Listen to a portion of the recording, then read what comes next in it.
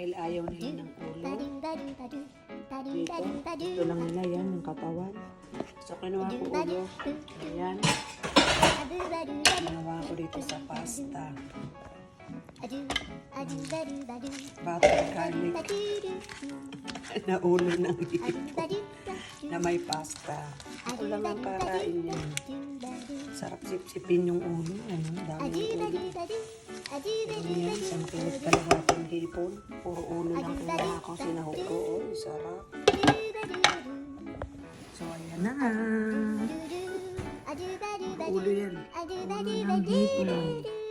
Puro ulo ng hipon. Head. Sarap. Kain tayo, guys. Para-paraan. Sunotay ko yung ulo ng hipon sa ketchup.